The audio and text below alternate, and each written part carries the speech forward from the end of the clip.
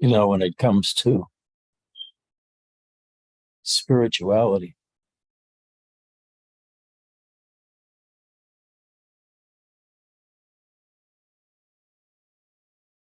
there are 100,000 books out there all about it.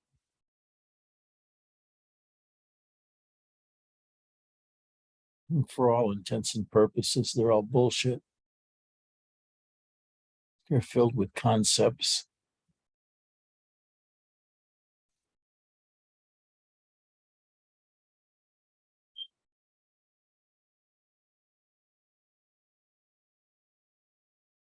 And concepts just add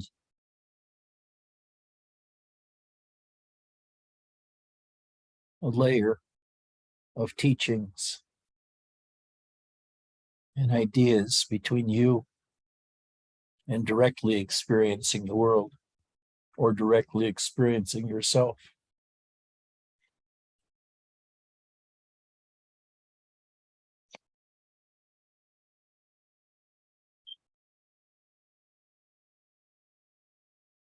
In a sense, most of you would be better off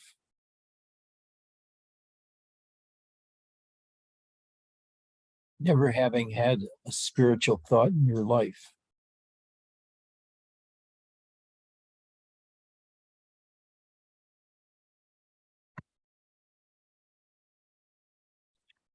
It's just concepts. Teachers teach concepts. They don't tell you, don't read, don't listen to me, just shut up, go your own way. Don't ask me or tell me about your bullshit, about what exists and what doesn't exist, what's real and what's not real.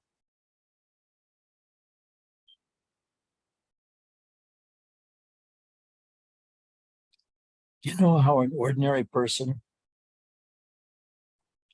who has never had any spirituality experiences when they come to a place like this?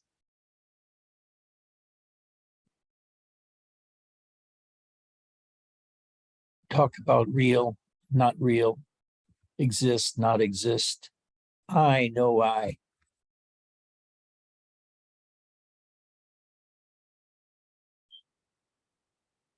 They think, what the fuck are they talking about? In exactly that same way, you'd probably be better off never having read a spiritual book or listened to a spiritual teacher telling you all about what you are.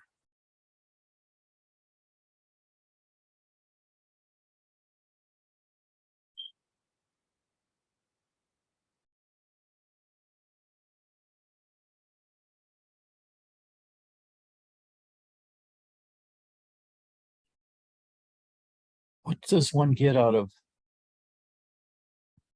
listening to Robert say, you don't exist or you're not real? No, your body's not real.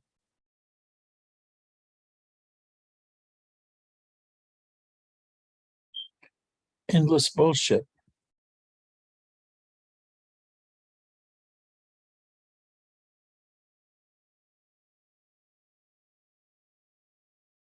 To find out who or what you are,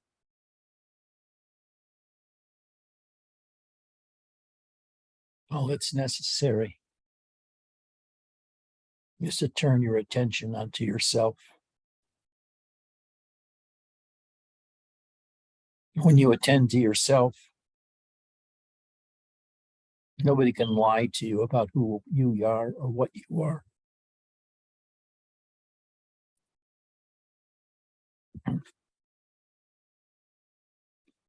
Words don't tell you or help you at all in understanding who you are.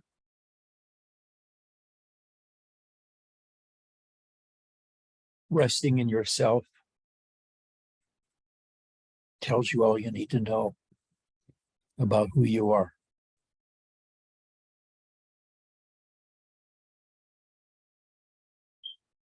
Nor is it necessary to do it 20 hours a day, 7 days a week,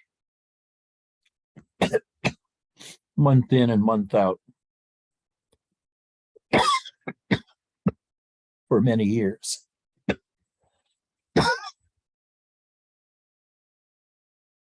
You more or less get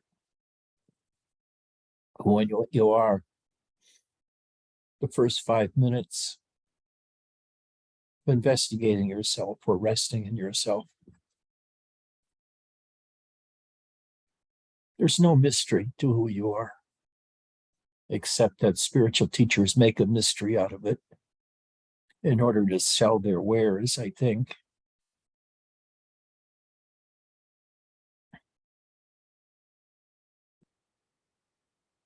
There's nowhere to go.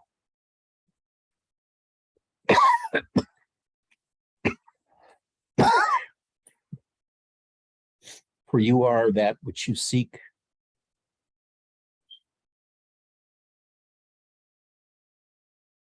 Just your plain existence. That same existence you feel when you wake up in the morning.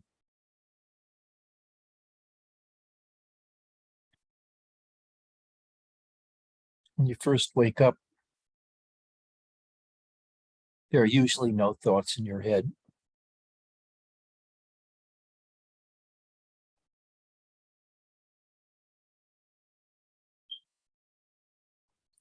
But when you wake up, thoughts start.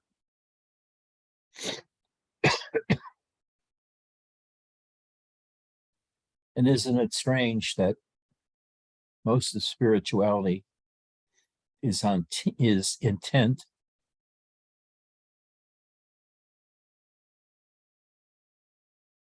on telling you to ignore the mind?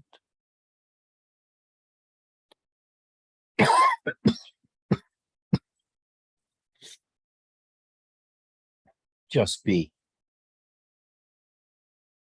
But the thing is, many of us feel driven to understand what that means, to just be.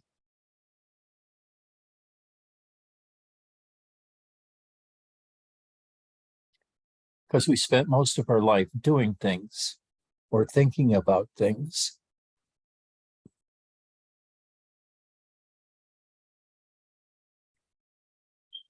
What I tell you is to shut up.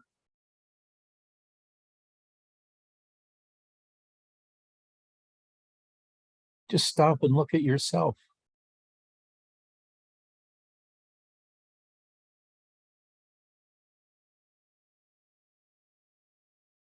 You know what you are. You may not be able to articulate it because you haven't thought about articulating who and what you are. But once you start, there's no stopping. We just keep going and going and going and going and going and going and going and going.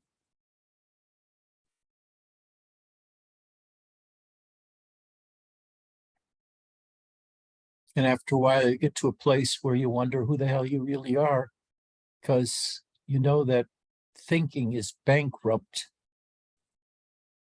in its ability to describe who you are.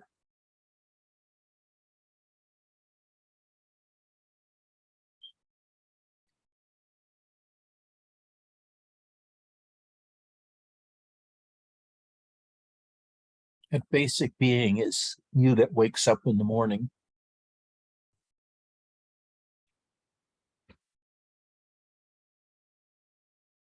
And if you're fortunate enough, you get to spend another half hour, an hour in bed before you get up. Usually the most pleasant time of the day. None of the problems of the day have confronted you.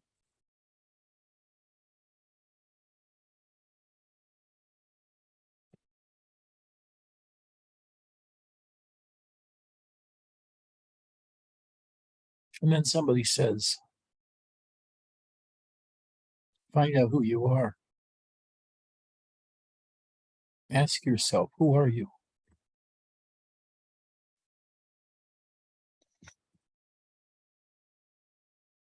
That is the most awesomely stupid recommendation to give to anybody.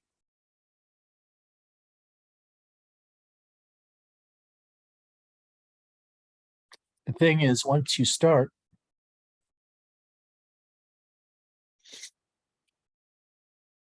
you really begin to think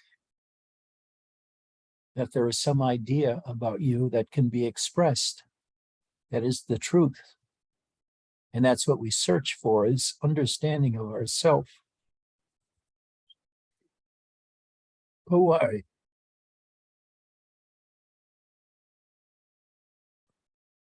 Why do we have to understand ourselves?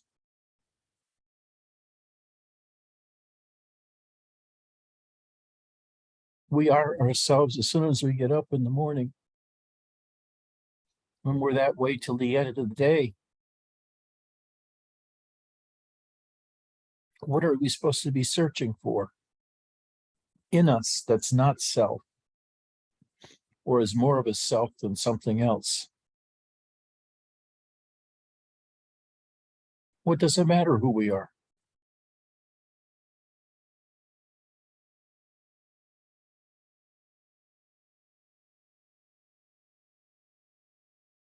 To everybody else,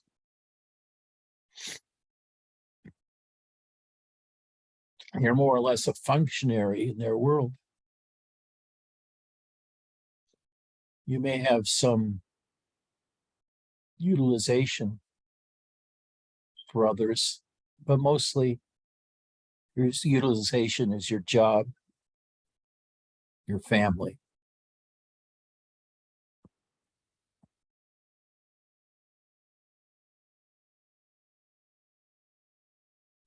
And what you are is so simple, so direct, that any talking about it is far more complex than the true answer to what you are, which you know instantaneously just by being awake and self-aware. So what's all this ado about searching for oneself?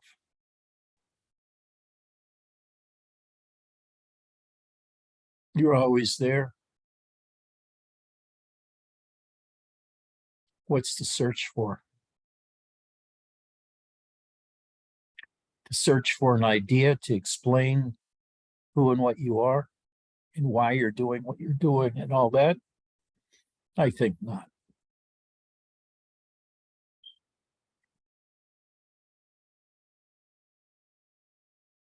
If you read Robert, I beg you to stop, because he's going to confuse the hell out of you.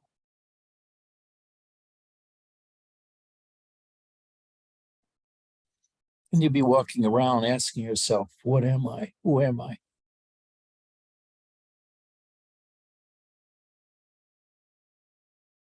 What a useless waste of time. You're never going to find a verbal answer.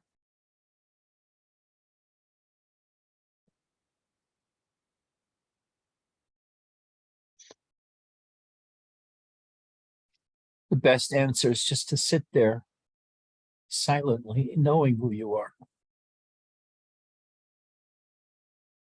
And I don't mean knowing like the Son of God or a human being or anything like that. I mean, by knowing that is direct apprehension of your own existence.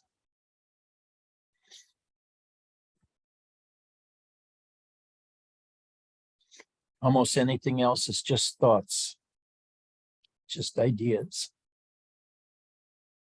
that can be communicated in a book or in a seminar.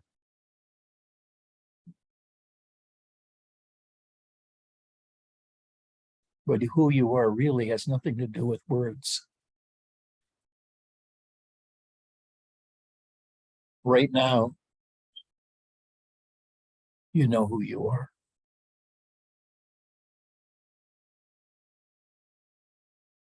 You may feel like you don't know who you are, but that's an illusion. An illusion created by spirituality. It says you must be able to know who you are, but they don't define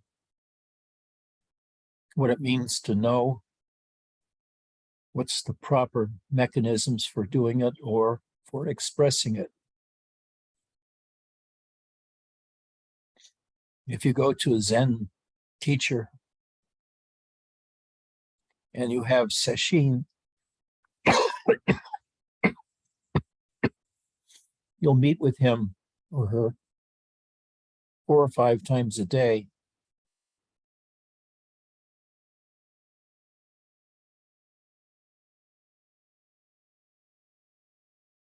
To explain where you are on your koan.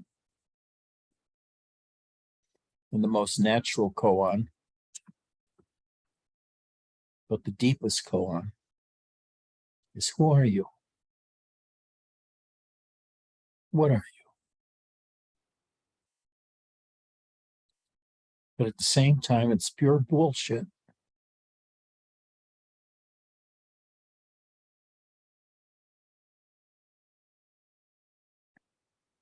It creates a whole world of discussion when there shouldn't be. All you have to do is be quiet and sit inside yourself. And that's you. All about you. For example, the most fundamental thing is the feeling of being a human body and being alive.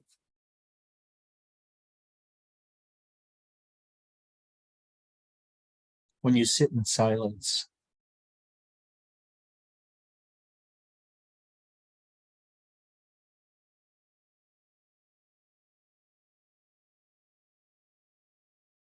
you can feel the flame of life within you. Not as a flame. We might call it beingness, but it's always there.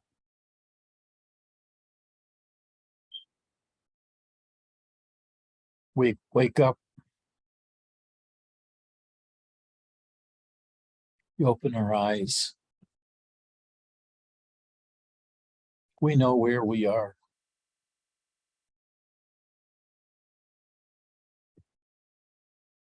We know all that shit. It's just that we haven't articulated it. Nor is there a need to articulate it. Because you get caught up in a lifetime of effort to articulate yourself. You go to psychologists to learn about yourself. You go to spiritual teachers to learn about yourself. And Robert would say, you're not human. You're God.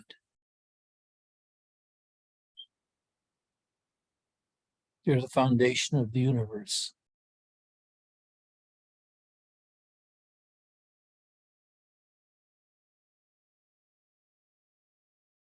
So with that, you go home, you quit your job,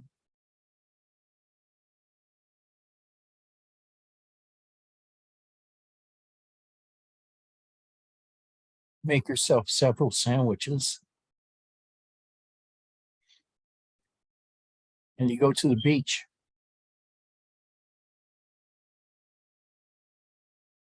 Relaxing on the beach, knowing you're God.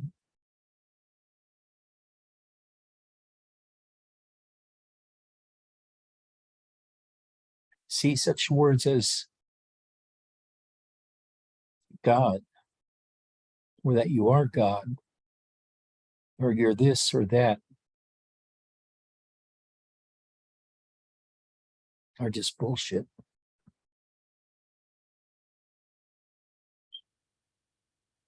We live steeped in that bullshit. From the bottom of our feet to the top of our head, we're covered with this conceptual bullshit we call language, understanding and self-understanding, etc., etc.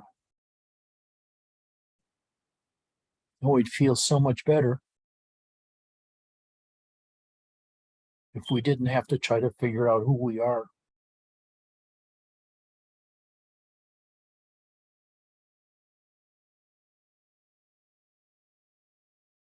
Instead,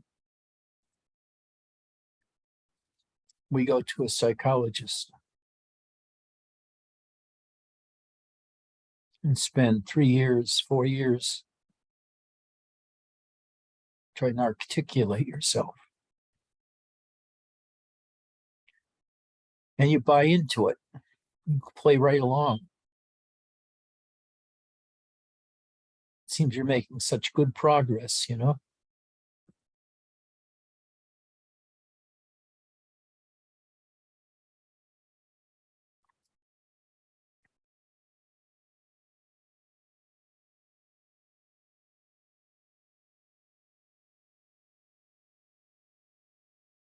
But you also become aware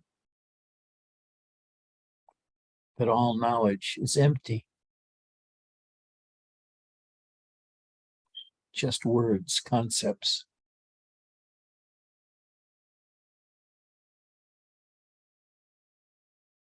What good is it to know that you're enlightened? You could say, I'm enlightened.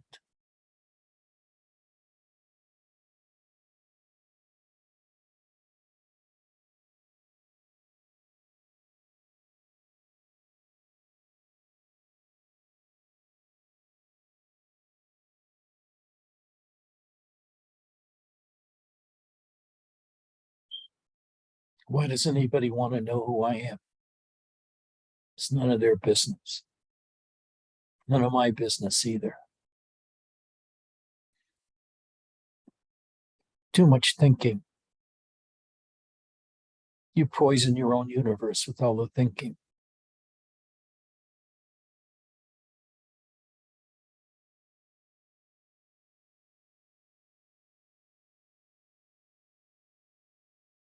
Even thinking about from moment to moment saying, is this real? Is this not real? What am I experiencing?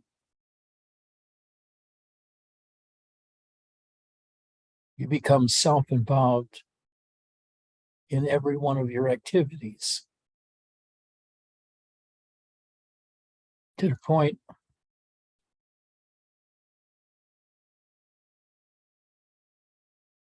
you drive yourself insane.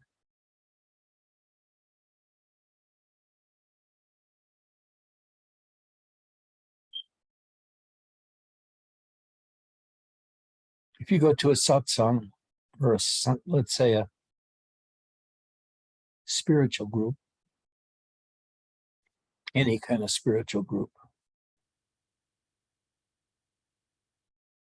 it has its metaphysics and its ideas about existence and non-existence and God and all that.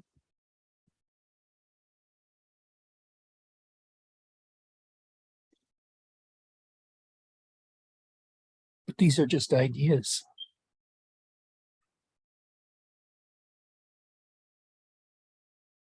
What's real? And the real is when there's no thinking involved whatsoever.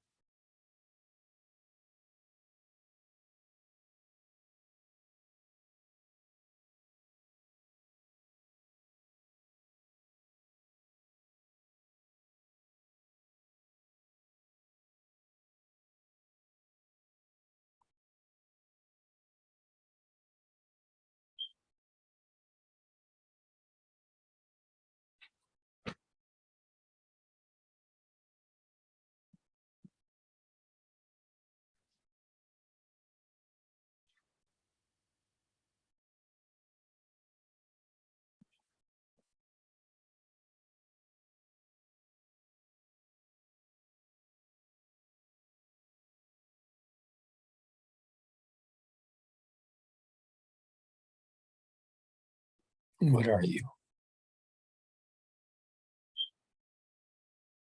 What a stupid fucking question.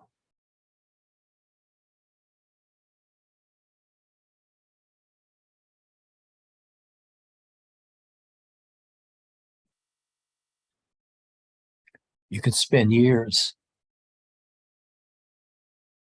investigating all aspects of yourself,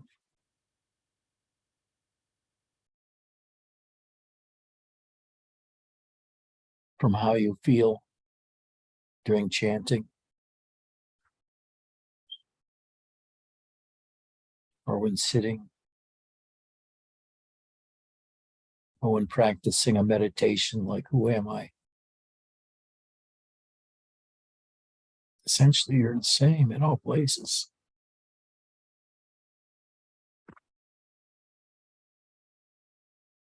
The only difference is the thoughts you're thinking from time to time. And what does it matter what thoughts you're thinking?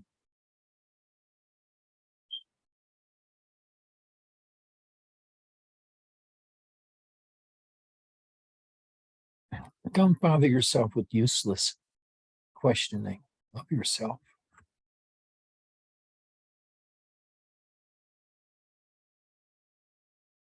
It's not necessary to know in words who or what you are,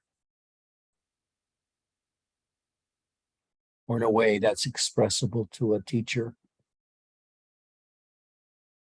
to be shot down or accepted.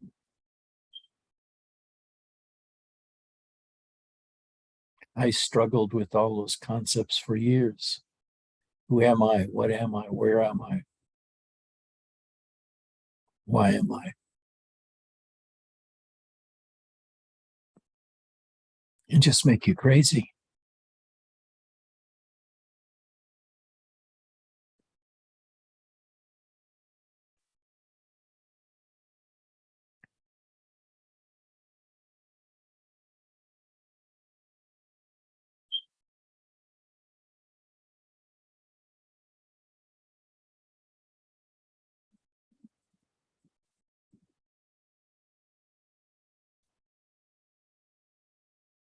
I guess I would say that self-realization is really simple.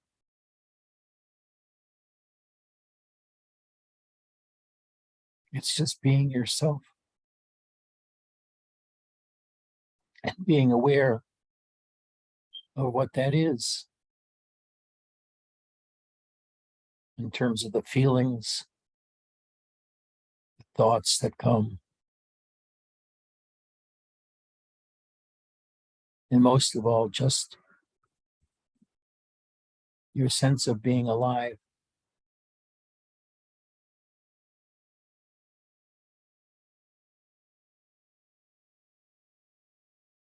Because as we simplify our lives, we feel happier.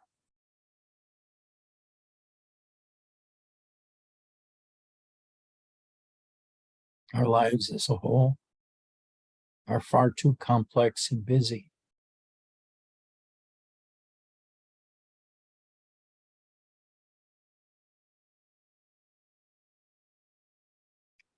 Most of us look forward to meditation because it's a time to stop whatever they're doing, the activities, and do nothing.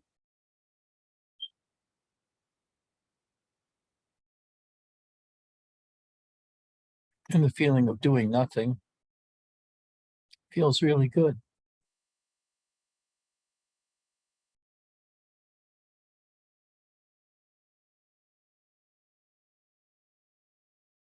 So why do I have to practice koans for 5 or 10 years when all that I have to do is relax and do nothing?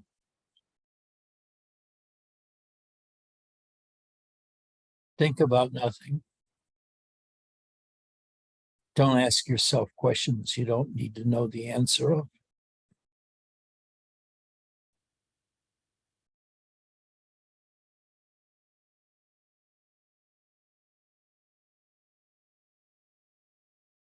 Use the mind for what it was designed for, to be a crutch, to help you obtain things in life and put the tension of needing something behind you.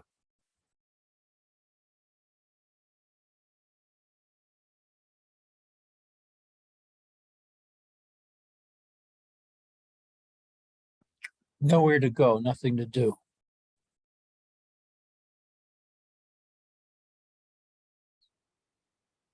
Why add a questioning about your very existence happening every day, all day long, until you figure out who you are, when all that was necessary is to stop asking that question? Because if you ask yourself that question, you're really asking for a verbal response, a verbal understanding. And that's hard.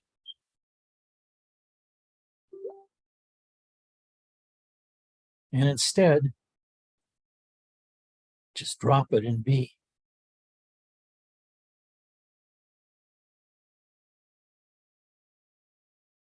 Just go to the beach. Take your sandwiches. Leave the questioning behind.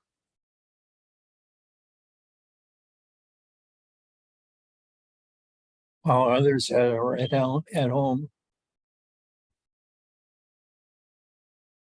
thinking about who or what they are, or why they exist, or what existence is, you could be having a delicious sandwich and an apple at the beach, resting from the tedious process of constant self-investigation, constant self-inquiry.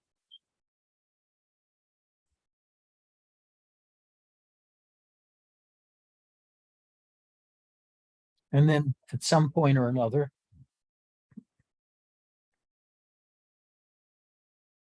you realize your whole life has been kind of a useless search for things outside of yourself. And it's made you poor. It's robbed you of your own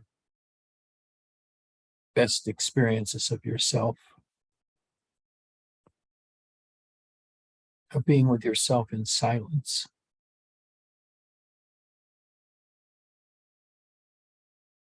having nothing to do but rest in yourself.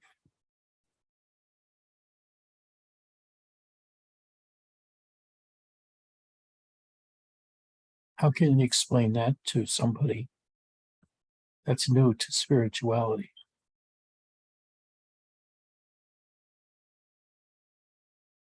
You do like Robert and make it a big mystery you have to solve. It's a mystery who you are. How do you find out who you are?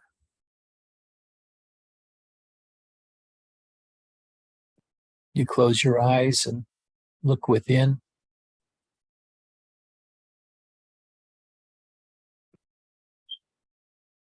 You come to this satsang.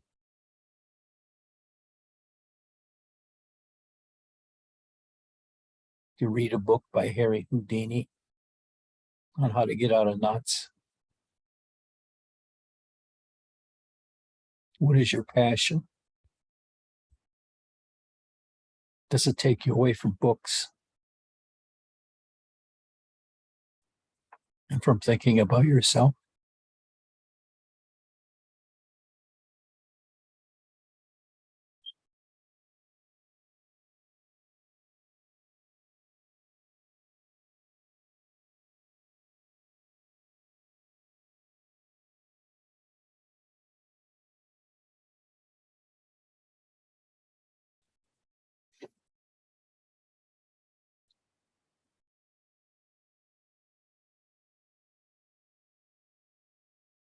Okay, I'm going to ask you, who are you? Eddie, who are you?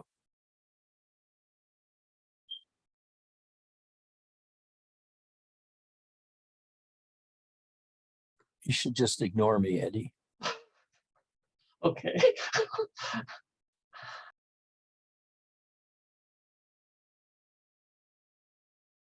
Who are you, BJ? Don't answer.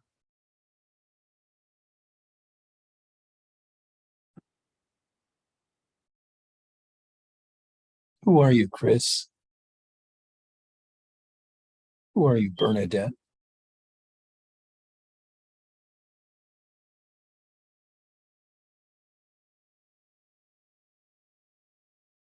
I'd ask Mark, but he'd probably give me an answer.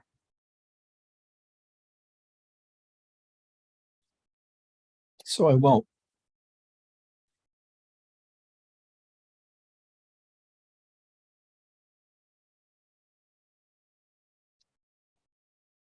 Does anybody have any questions? In my own limited way, I'll try to answer your questions so as to not make you more perplexed than the question made you. Hi, Ed. I have a couple questions. One question is a frequent issue that a lot of folks here seem to be running into are deep-seated distress patterns that come up, like when going into beingness, when descending into the inner silence, remnants of past attachments to whatever, the skandhas, whatever you want to call it, just distress patterns that are deeply rooted, perhaps in the subconscious, perhaps, and also with accompanying bodily sensations. And they can be very unpleasant, and they can be set up this opposition to this, a seeming opposition to the self, a seeming attack on one's beingness. So you've addressed this before in your episode about eating negative emotions. Do you have any further thoughts on that that issue? On what issue?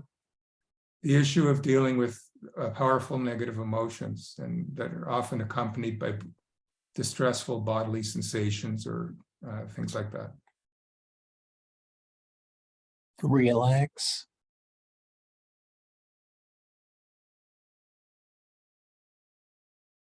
Just with a relaxed mind and body,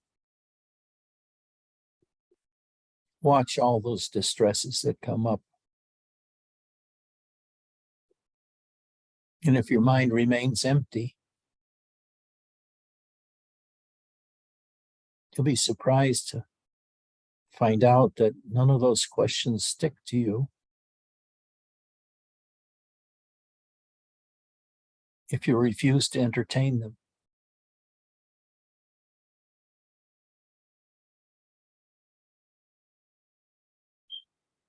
How do you handle difficult feelings? Well,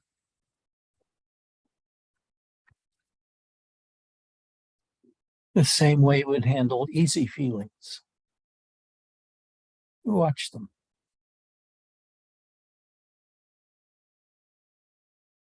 You don't have to do anything about them. So you're in a good place. You can either think about them, feel them, wrestle with the questions, read a book. But most of us have done those things for years. And we're still asking questions. Why?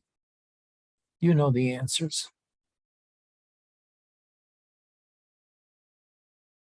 You want somebody just to clarify it by being very, very articulate that there's nothing to do and nowhere to go.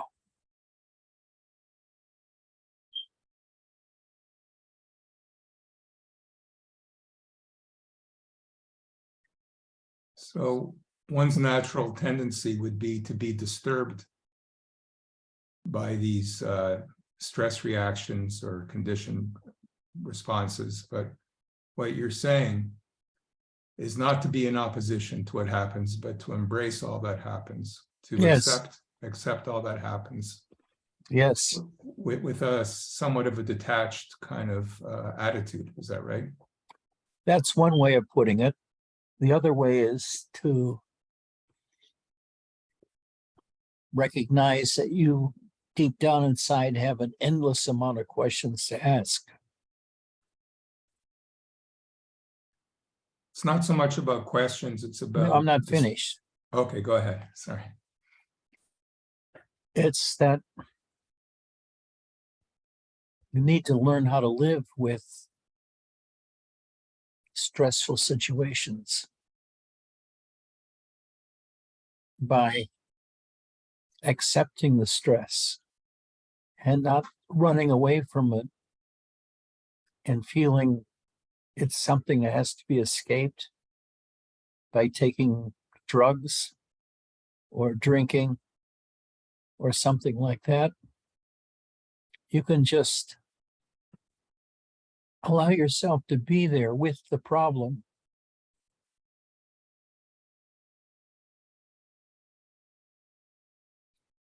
And maybe not even feel the need to do anything about it. It's learning how to just rest in yourself and let your mind blaze away all at once, but you don't have to participate with the mind. You can choose to remain silent or as a background and not involve yourself in the struggle itself. Just let the struggle go on without you.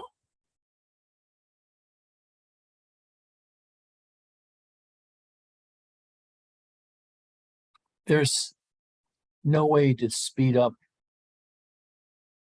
the process of knowing yourself that I know of, because ways that specifically deal with certain aspects of dealing with painful emotions or feelings or situations themselves generate a lot of stress. So the key is to just learn how to relax, and in that relaxation, eat everything that comes up. Just take it into you. And where at first it may be a big problem because it's in your mind, in your brain, when you relax, your mind opens up and your world opens up and becomes very, very large. When your mind is empty, you live in a vast, vast world. It's when we start thinking and we have problems that all the thinking about the problems isolates us and concentrates us into a bad situation. So if we can just relax and let the bad situation be there and not do anything about it,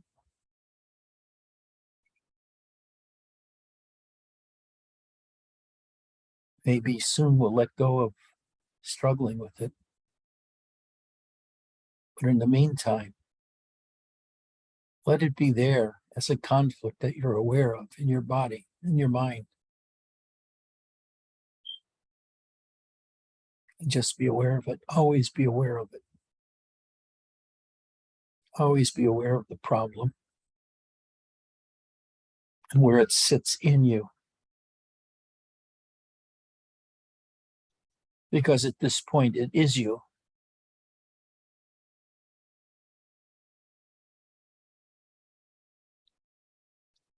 And there are two ways of dealing with that. Just accept it and let it be there as an irritation inside of you, but an irritation that no longer bothers you. Or the other thing is, you can struggle to provide a solution to yourself.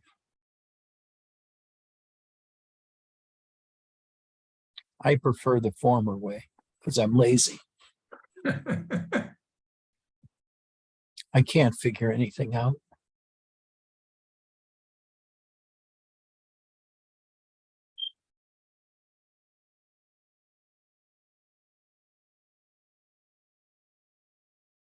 That was a really good answer, Edgy. I have one more question. Okay. Up until a year or two ago, your teachings involved a lot of different concepts, a lot of different stages of the self and experiences along the way to awakening or transitioning between different states.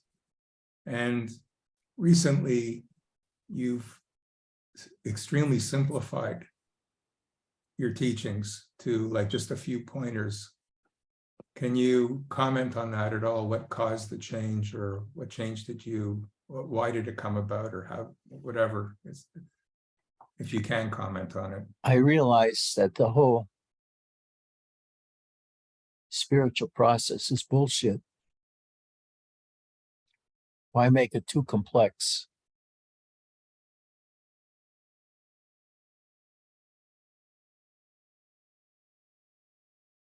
It's just learning how to let go of things so they don't bother you.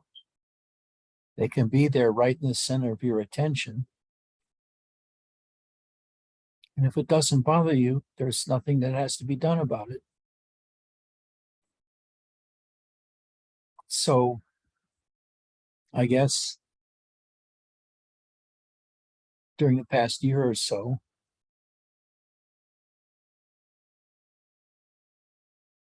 I've seen there's no answers to anything. More or less, you develop an ability to tolerate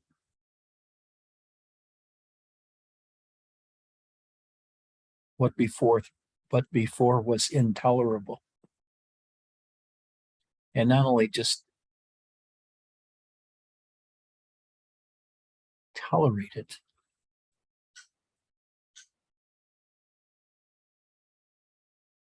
but as something going on in you, you love it.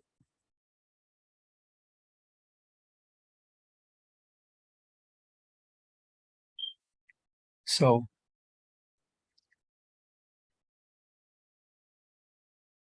the entirety of what I have to say now is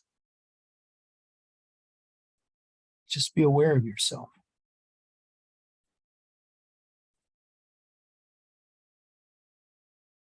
Don't name what you're experiencing.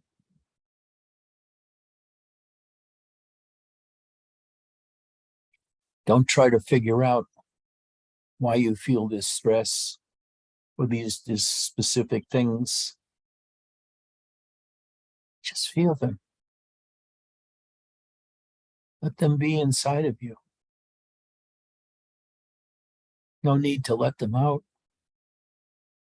Just let them lie there.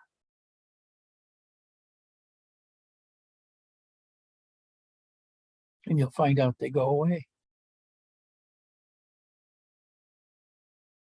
All the problems that you've been thinking about, they go away because in the process of dealing with these things, you've become indifferent to what we would call stressors before, and they're no longer stressful.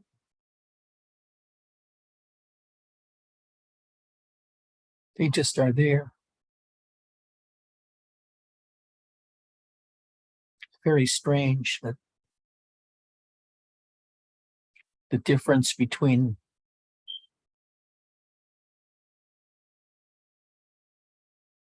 being silent and happy and being agitated and focused on some inner problem is so immense and vast that the only real way of solving these endless problems that come up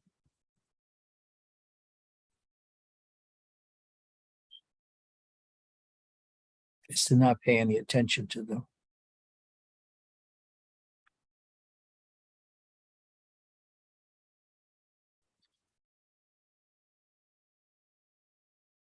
When you wake up in the morning, that's the best time of the day for me, because there's no outer thing trying to grab my attention. It's only inner stuff.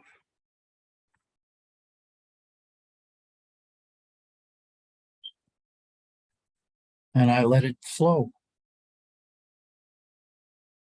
It's a type of meditation every morning for an hour.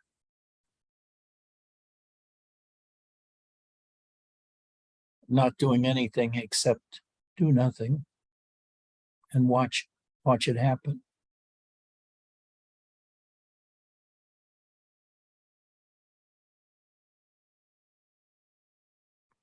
You relax. As you get older, most of us get more relaxed about things.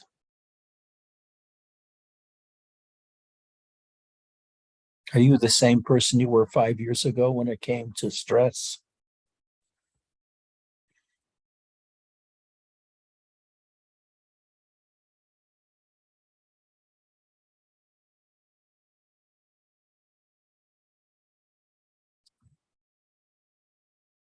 Are there any questions?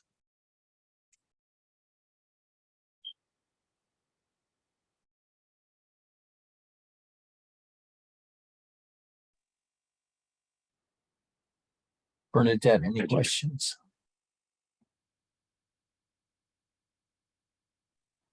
I don't have questions. This is a good satsang. Thank you.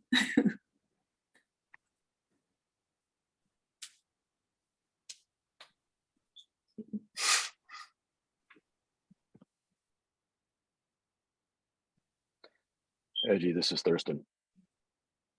Yeah. So I think this satsang kind of dropped a grenade in my head. I ask myself these questions all the time. You know, who am I? What am I? And I'm not really sure how to get that to stop. You know, it's like I deeply, it's like you said, I deeply want to know this sense of myself in a way that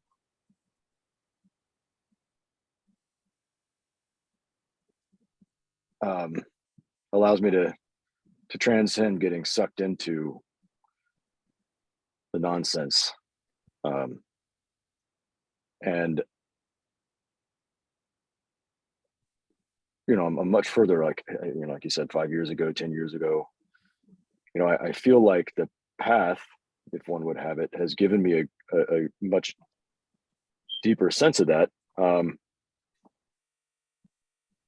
So, I mean, are you, and I think what you're saying is that that's basically useless. What's useless? You know, asking yourself these questions and kind of, I guess They're self-torture. I can see that, yeah. But do you think it has to happen to some degree? I mean, doesn't one have to at least investigate themselves, if not with words, if with a intention, in order to deepen that? Because before I did that, I had no concept at all of myself separate from the thoughts and the concepts and the things and the goings on of the world, you know. So is what you're saying, is it an investigation with intention sort of into oneself that allows you to, you know, perceive yourself as separate from the thoughts and all the stuff that goes on in life? And then I guess the other kind of related to that is,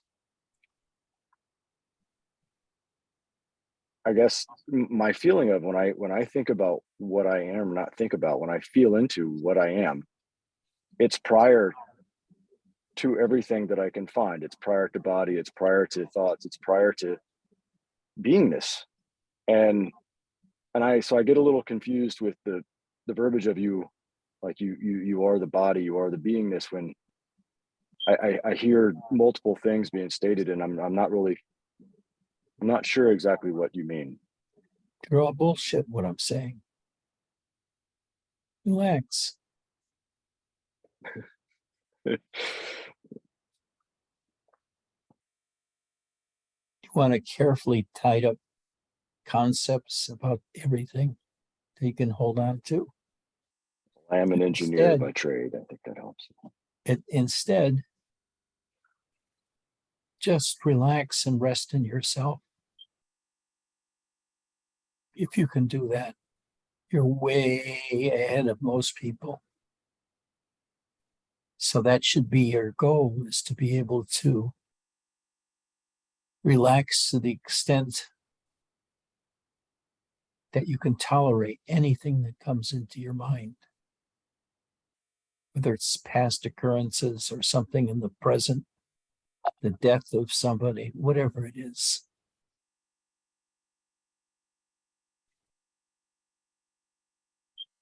Just let it wash over you.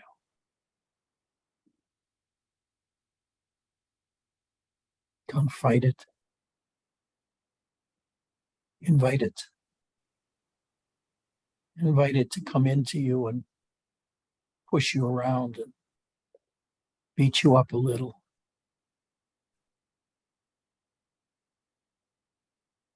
You'll enjoy it, especially since once you become aware that you're doing all of this mindfully. Whereas before, it happened to you and you felt you had no control over it. But when you really relax and the troubles arise,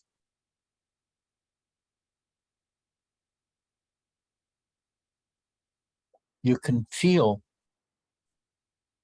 what's wrong going on in you in an entirely different way than before.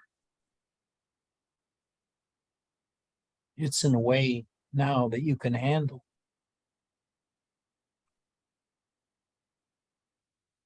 For example, about existence.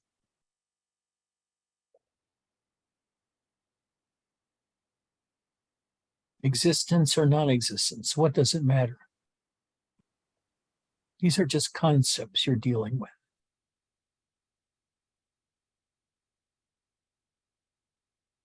Do I exist? Or am I beyond existence or prior to existence? These are kind of philosophical quibbles that cripple people's lives. Now, I was crippled by them because I have a tendency to think. And people who have a tendency to think are always getting in trouble.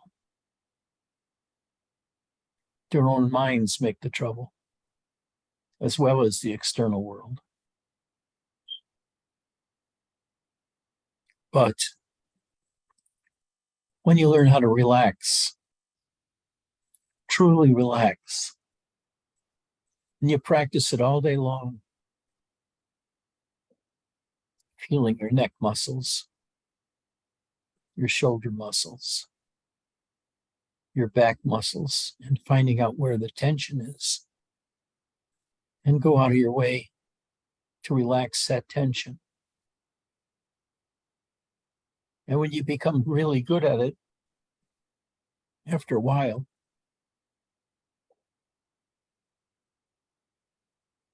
you'll find almost nothing bothers you.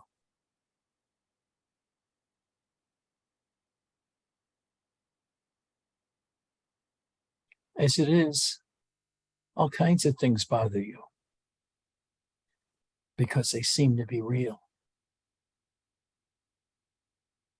But after a while, you realize you create those situations and the pain in your mind. So if you just relax and don't knot yourself up, which is the pain, just feel relaxed and watch all that stuff pass through you that formerly would cause you great distress.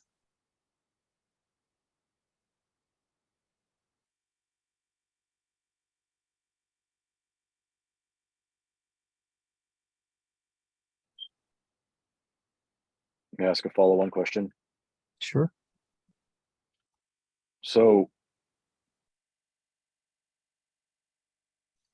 I try to, I've noticed two different ways in my experience that this happens for me. In one way, I kind of totally relax and I sort of merge into the experience, right? I lose the conscious observer. The observer is there, but like I lose my sense of self into it and I become it. I'm just like sort of normal Joe Blow guy and I'm lost in my imagination for however long. And then there's another way of relaxing, but maintaining some level of witnessing where I can witness. And that seems like, correct me if I'm wrong here, that seems like what you're talking about, where there's still a bit of distancing from what's going on such that it can be watched instead of being you. Is that what you're referring to? The way you're expressing it, I don't know what you're talking about. Okay.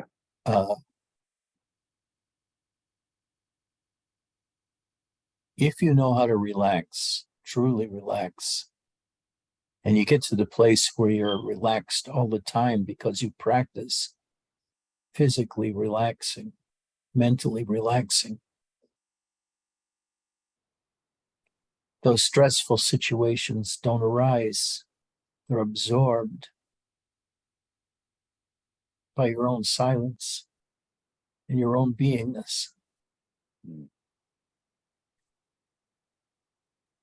There's only pain when you're split up. But if you're whole about everything, it shows that you're really accepted. And what we're talking about here is just accepting ourselves in our life every moment, no matter what comes up. So it's hard to nail down techniques because they can be infinitely variable. I've practiced infinite numbers of self-investigations over the years.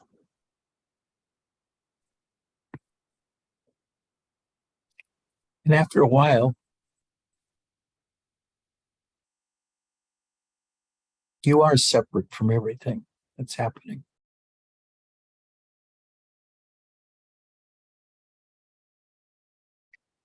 The sensitive, pain avoidant, scared inner self is transformed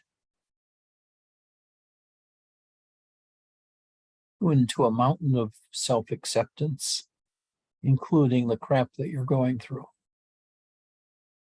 You just rest in yourself all the time. And mostly when you do that, nothing comes up that bothers you. But if it does, like imposed suddenly from without, it doesn't sweep you away.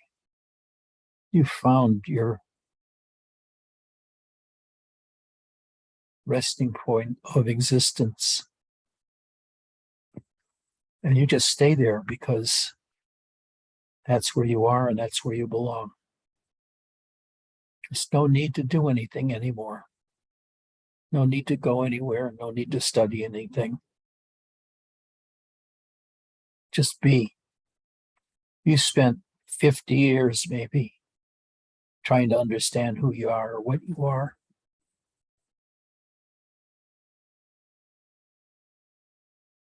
And after 50 years or so, you should know who you are. And you do know who you are. Matter of fact, you know it in so many different ways that can't even be expressed.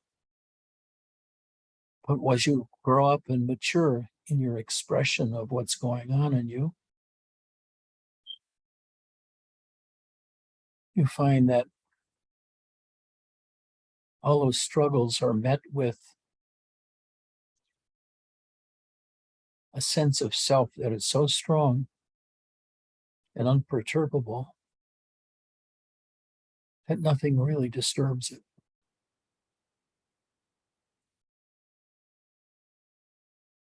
You are you. And you feel that to the bottom of your feet. I am what I am.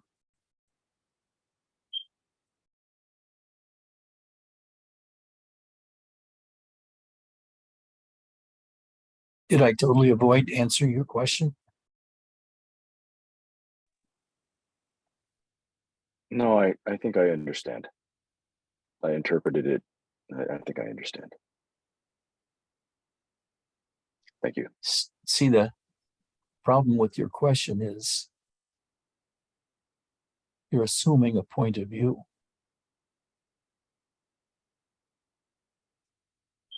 When in fact, you'd better do without having no point of view.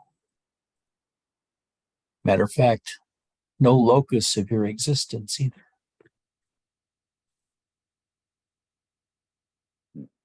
Give up the mind. It doesn't help you at all in everyday life. It's good in a lot of situations. It's bad if it's able to intrude on you all the time and pelt you with problems. But instead, if you just learn to be silent and resting in your body and rest in your sense of beingness, after a while, nothing bothers you.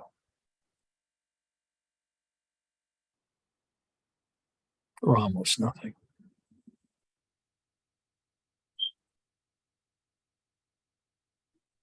You need to post this one, Eddie. This was exquisite.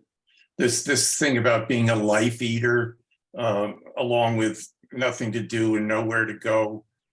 I have to say that if I hadn't had a spiritual thought, I don't know that I probably would have succumbed to the circumstances, some circumstances. I think there was an intent there, and there still is, but this whole thing about putting it down, dumb as a rock, absolutely. I live there every day, and I try to get closer to that in every moment.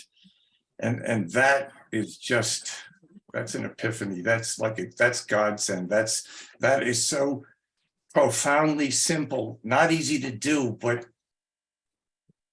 every step to walk in those words, to try to live that awareness is just, it's an abiding grace. And It you need- is. you It need is. need to post this one, because this is like God manifested Vita, every other bullshit spiritual idea 101. In absolute, you just get better at this every time. God, I love you so. You are my beloved, and I mean it. Thank you. Deeper, more exquisitely than there are words for. Thank you.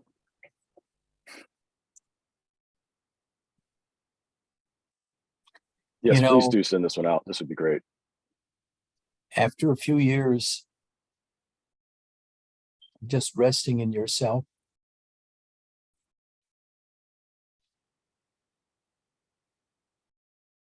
all the problems that formerly came to you may still present themselves, but you're not open to them.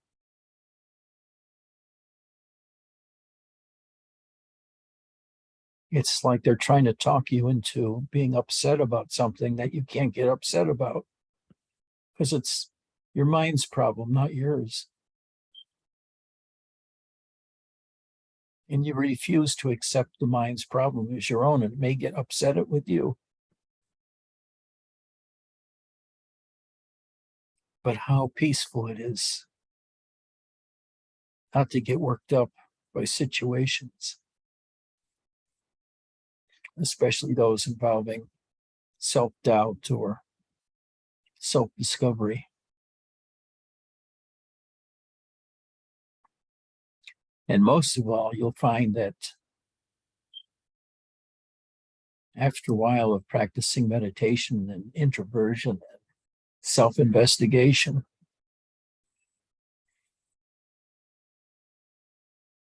you get to the point where you know there's nothing more that you can do to understand yourself.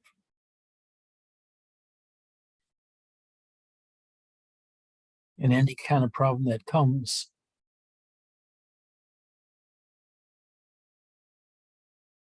you just pass it on to yourself and let the self work on it in the background. You don't have to strain yourself thinking about it all day long and searching and so forth. You just relax, see what unfolds. Anyway, any other questions?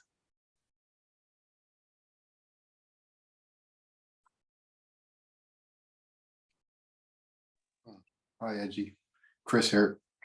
Just want to say thanks for what you said today, especially what you said to Thurston and Mark. That really helped me a lot. Appreciate it. What was that? What did I say? That was all bullshit.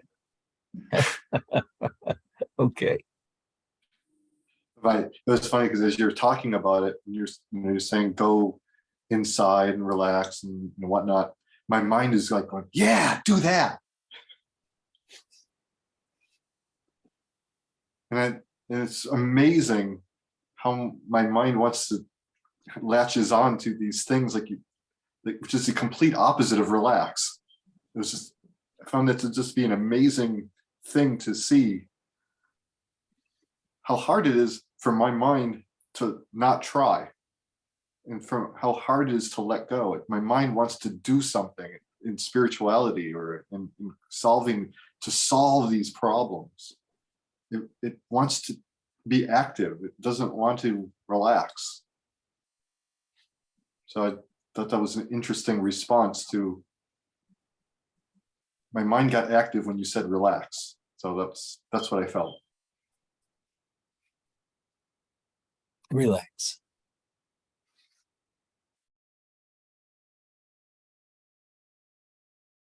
Anybody else?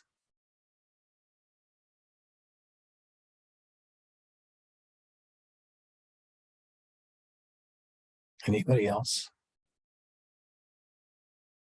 Last call for interested questions.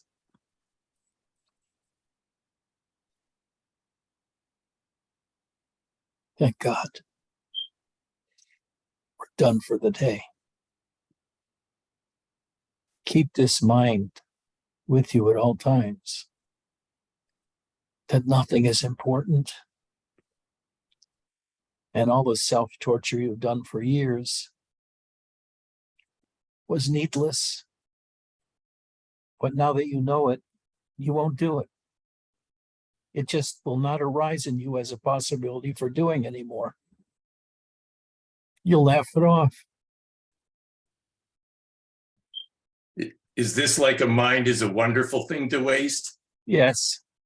And to lose.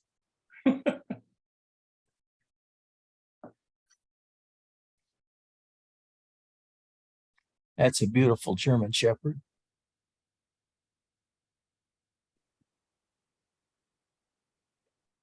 Can I make a funny comment? Sure.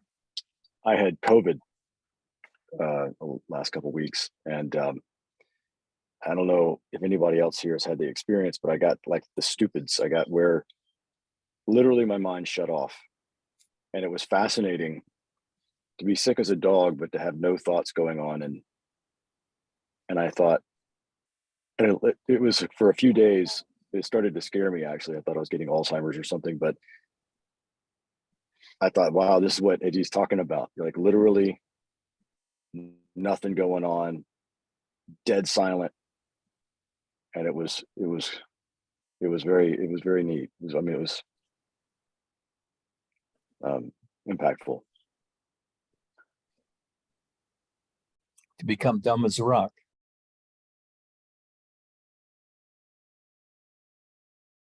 Consciously become dumb as a rock. Okay. I love you all. Who would I?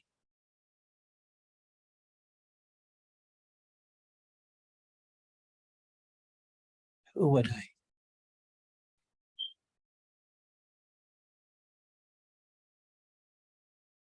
Cassie and Ian, take over, please. Thank you, Ed. Bye-bye.